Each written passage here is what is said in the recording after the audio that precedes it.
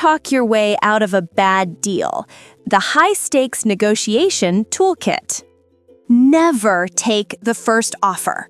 We're showing you the language that forces people to pay you what you're worth. Clyde, I saw the email thread with that new client. You accepted their first offer, their opening bid. You literally left $50,000 on the table just to avoid an awkward phone call. Unbelievable! Come on, B. The terms looked fair on paper. I was being agreeable to maintain the relationship. You're being dramatic. What's the protocol here? How do I even start to fix this massive rookie error? The protocol is simple. You never appear desperate, and you anchor the conversation with confidence. If you're fixing a bad deal, you start by creating leverage. You don't beg, you state facts.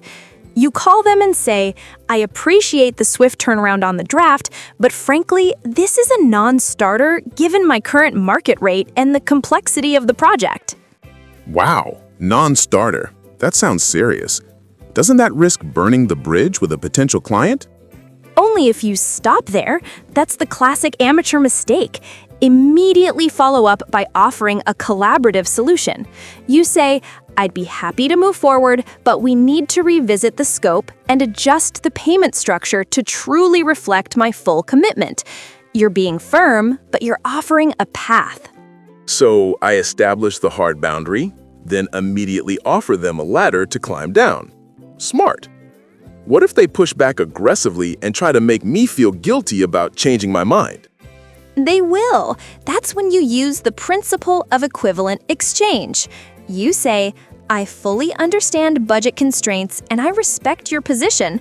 However, I can't deliver this level of quality at this price point. If we proceed with the current budget, we'll need to find some wiggle room on the deliverables instead. Can we adjust the number of features? Wiggle room is great. So I'm essentially trading quality for price. I see. I'm prioritizing my value. What if they give me an ultimatum? Take the deal now or we walk. That's the oldest trick in the book, Clyde. You never give them an immediate answer. You use a stalling phrase that sounds professional. Say, that's a critical piece of information. Let me circle back with you by the end of the day after I run these numbers internally. Then you hang up and call me. So I'm delaying their momentum and buying time for my next move. I feel like a spy.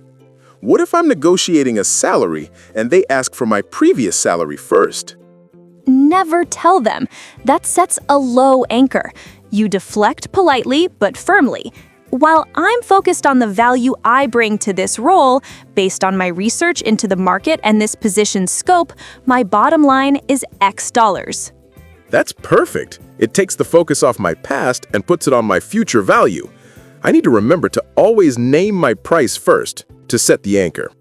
And finally, if you think they are lying or withholding key information to rush you, you hit them with a subtle but firm closing phrase. I need to make sure we're both operating with full transparency here. Can you walk me through the full implementation timeline again? That phrase is gold. It forces them to be honest without calling them a liar. I like the sound of full transparency. It sounds like I'm taking control. Leave money on the table. Fail to maximize profit or value due to poor negotiation or accepting the first offer. Anchor the conversation. To set the initial reference point or high expectation in a negotiation. This is a non-starter, a clear and firm rejection that indicates a proposal is unacceptable. Revisit the scope. To open up the agreed-upon details for necessary adjustments and compromise. Push back, asserting disagreement or negotiating against a demand in a firm but professional way. Find some wiggle room.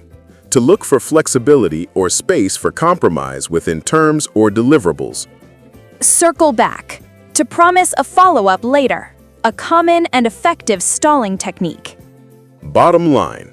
The absolute lowest financial offer or condition you are willing to accept. Burn the bridge. To ruin a relationship, in business, often used as a threat or warning.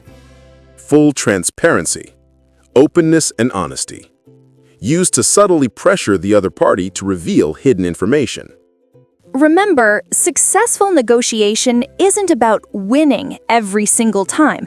It's about maximizing value. Clyde just got his $50,000 back. You can do the same.